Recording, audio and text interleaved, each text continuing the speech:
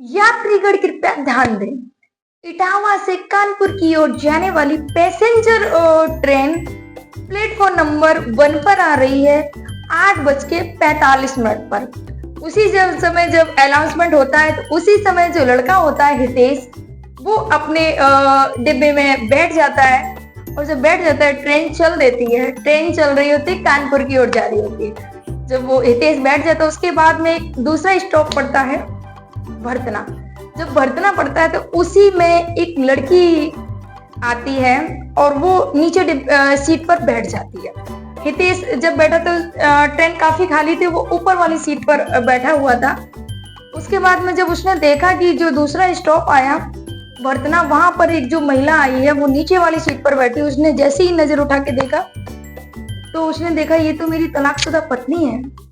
जैसे उसने देखा तलाकशुदा पत्नी है तो पत्नी ने भी एक बार हितेश को देख लिया। पत्नी का नाम होता है रागिनी। जब पत्नी ने एक बार हितेश को देख लिया तो वो खिड़की की तरफ देखने लगती है, बाहर का नजारा नजरअंदाज कर देती है पति को। क्या देखना है, इस इंसान ने तलाक दे दिया है, वो देखने लगती है। उसके बाद में हितेश को एक मन में आया कि चलो क्यों ना थोड़ी देर बात की जाए रागिनी से, बहुत दिनों बाद मिली है।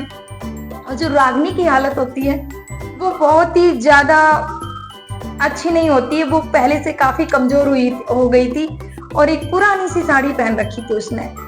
जो हितेश होता है उसको बिल्कुल अच्छा नहीं लगा देखकर। वो गया जो बाजू वाली सीट पर जो दूसरा व्यक्ति बैठा था, हितेश ने बोला भैया आप इस सीट से यहाँ बैठ जाइए, मेरी सीट पर आप बैठ जाइए और मुझे यहाँ पर बैठने दो। तो वो व्यक्ति ने बोला ठीक है आप यहाँ पर बैठ जाइए। हितेश ऊपर से उतरकर अपनी वाइफ तलाकशुदा पत्नी के बाजू में बैठ जाता है। फ्रेंड्स, आप सभी को मेरा प्रणाम। मैं सरिता राठौर। कहानी शुरू करने से पहले आप सभी से बस एक ही विनती है कि मेरे चैनल को लाइक और सब्सक्राइब जरूर कर दीजिएगा। तो ये जो स्टोरी है दिल को छू लेने वाली है। मैं आपको बता दूं तो हितेश ने पूछा कैसी हो रागिनी। रागिनी ने बोला ठीक है, कट रही है जिंदगी। तो उसने बोला, हितेश ने, रागिनी तुम बहुत कमजोर हो गई हो पहले से, क्या हुआ? बोले नहीं ऐसे ही है, चल रहा है। ऐसी तो थी, हाँ पहले ज्यादा अच्छी लगती थी, अब थोड़ा कम अच्छी लगने लगी हो क्योंकि अभी थोड़ी टेंशन रहती है। वैसा पहले वाला जीवन तो अब नहीं रहा है। काफी बदलाव तो आते हैं जिंदगी, हमारी भी जिंदगी में बदलाव आ गया है, आपको अच्छे से पता है। तब हितेश वहां पर मौन हो जाता है, शांत हो जाता है। उसके बाद में रागिनी ने पूछा अच्छा ये बताओ हितेश माँ कैसी है? तब जब हितेश ने बोला कि माँ अब नहीं रही इस दुनिया में, तो रागिनी वहां पर मौन हो जाती है, चुप हो जाती है। रागिनी रागिनी ने पूछा माँ को क्या हुआ? बोले तुम्हारे जाने के बाद में जब हमारा तलाक हो गया तो माँ हमेशा तुम्हें याद करती थी और हमेशा एक ही रट लगा के रखती थी कि बेटा रागिनी को ले आओ जाके, मेरी बहू को ले आओ जाके। पर उन्हें कौन बताए कि एक बार तलाक होने के बाद में वापस को बहू को वापस नहीं ला सकते हम। जब माँ को मैं अब बोल देता तो माँ काफी परेशान और दुखी हो जाया करती थी। वो हमेशा तुम्हें याद करती थी क्योंकि माँ को तुम बहुत पसंद थी और तुम जिस भाव से माँ की सेवा करती थी वो शायद ही किसी और को वो उससे देख सकती, लेकिन आज वो नहीं रही हैं। तो रागिनी वहां पर चुप हो जाती है और बोले कि बहुत दुख की बात है, माँ नहीं रही और मैं उनको देख भी नहीं पाई लास्ट समय में, क्या किया जाए?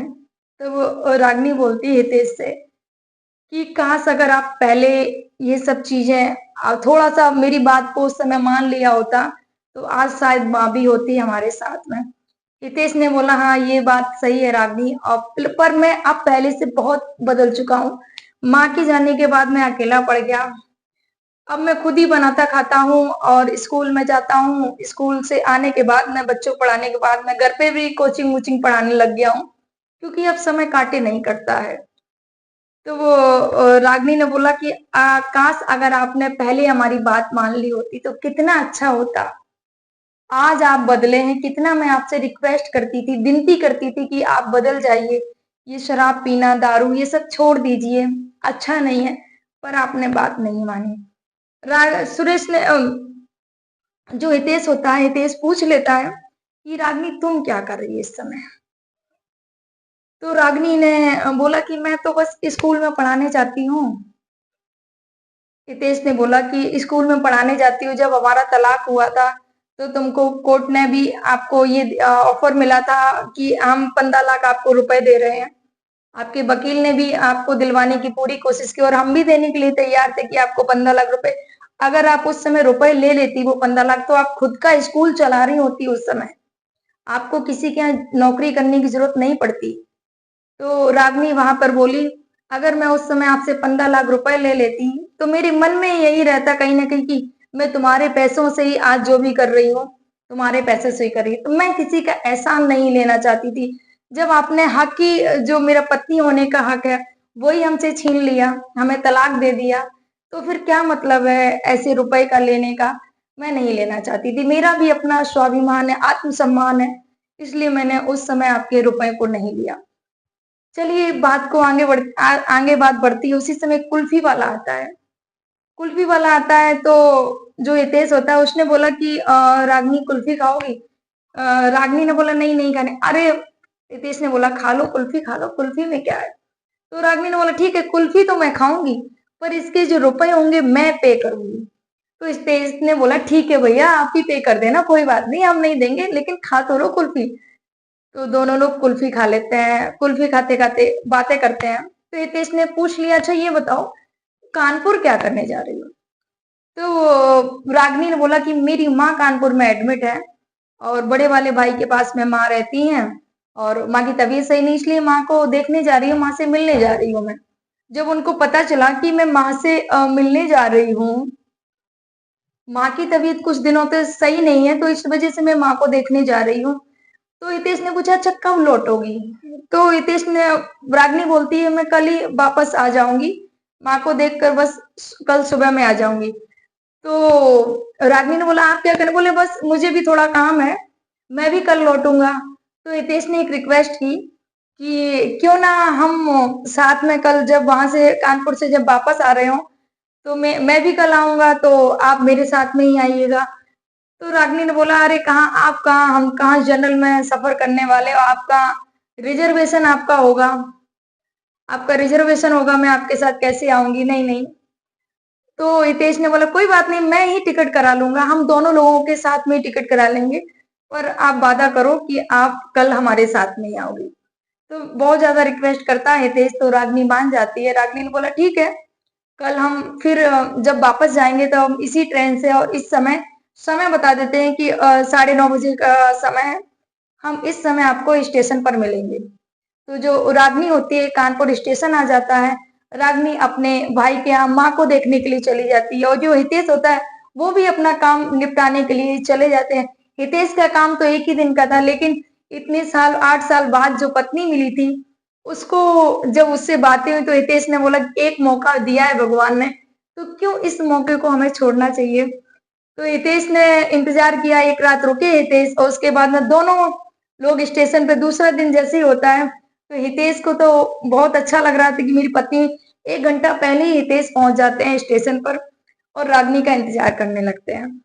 जब कानपुर स्टेशन पे हितेश पहुंच जाते हैं उसके बाद में रागनी 1 घंटे बाद आती हैं, क्योंकि 9:30 बजे का टाइमिंग था। उसके बाद में रागनी 9:15 बजे वहां पर आती हैं। हितेश ने बोला अरे बहुत देर लगा, बोले हाँ थोड़ा टाइम लग गया। उसके बाद में जब ट्रेन आती है दोनों लोग एक ही डिब्बे में बैठ जाते हैं। बैठने के बाद में फिर से अपनी बातें शुरू करते हैं। कहीं ना कहीं वो एक दूसरे को कुछ जैसे कुछ कहना चाह रहे हो। हितेश ने बोला कि मैं बहुत चेंज हो गया हूँ पहले से, मैं पहले जैसा बिल्कुल नहीं रहा हूँ। तो रागनी की आंखें भर जाती हैं। रागनी बोलती है रागनी बोलती है कि अगर आप पहले मेरी बात मान लिए होते तो आज हमारा बेटा एक 4 साल का होता, एक 6 साल का होता। जब ये बात रागनी ने दबे शब्दों से बोली तो हितेश की भी आंखों में आंसू भर जाते हैं। हितेश की भी आंखों में आंसू भर जाते हैं और रागनी सिसक सिसक के रोने लगती है।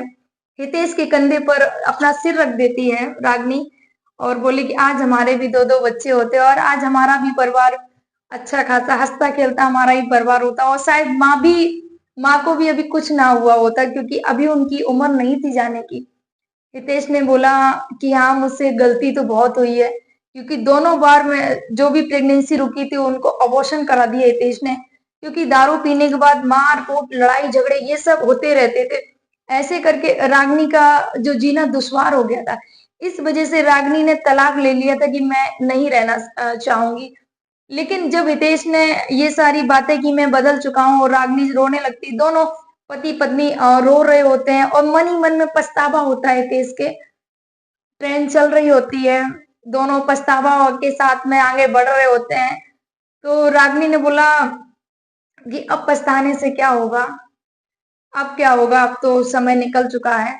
तो हितेश ने बोला कि अभी भी कुछ नहीं हो गया, हमारे पास समय है। अगर हम चाहें तो हम फिर से एक नया जीवन शुरू कर सकते हैं, अगर आप कहो तो। तो हितेश ने ट्रेन तो आगे बढ़ ही रही थी, तो रागिनी के मन में भी बहुत सारे सवाल थे। रागिनी भी उन सवालों का जवाब चाह रही थी और हितेश के मन में भी बहुत ग्लानि थी, बहुत दुःख भी था, पश्चाताप था कि मैंने बहुत गलत किया अपनी पत्नी के साथ में। जब ट्रेन बढ़ रही थी तो हितेश ने बोला अभी क्या सोचती है? बोले क्या सोचेंगे? हितेश ने बोला तुम्हारा स्टेशन आने वाला है और बड़तना स्टेशन आने ही वाला था। हितेश ने बोला कि क्या सोच रही हो? बोले कुछ नहीं सोच रही हूँ, अब लग रहा है कि अब अपनी ज़िंदगी की नई शुरुआत हमें कर देनी चाहिए। अब मैं अपने मायके नहीं जाऊँगी, अब मुझे मायके की राह नहीं देखनी है। अब मुझे अपने ससुराल जाना है, अब मुझे अपने पति के साथ जाना है और हमें एक नई ज़िंदगी की शुरुआत करनी है। जब जो रागिनी होती है उनका स्टेशन निकल जाता है, उसके बाद में आता है इटावा स्टेशन और दोनों पति-पत्नी खुशी-खुशी अपने घर के लिए इटावा निकल जाते हैं और अपने घर पहुँच जाते हैं और एक नया जीवन, नए जीवन की शुरुआत करते हैं। तो फ्रेंड्स कैसी लगी हमारी ये आज की स्टोरी फ्रेंड्स? अच्छी लगी तो प्लीज़ लाइक, शेयर और सब्सक्राइब ज़रूर करिएगा। जय हिंद, जय भारत।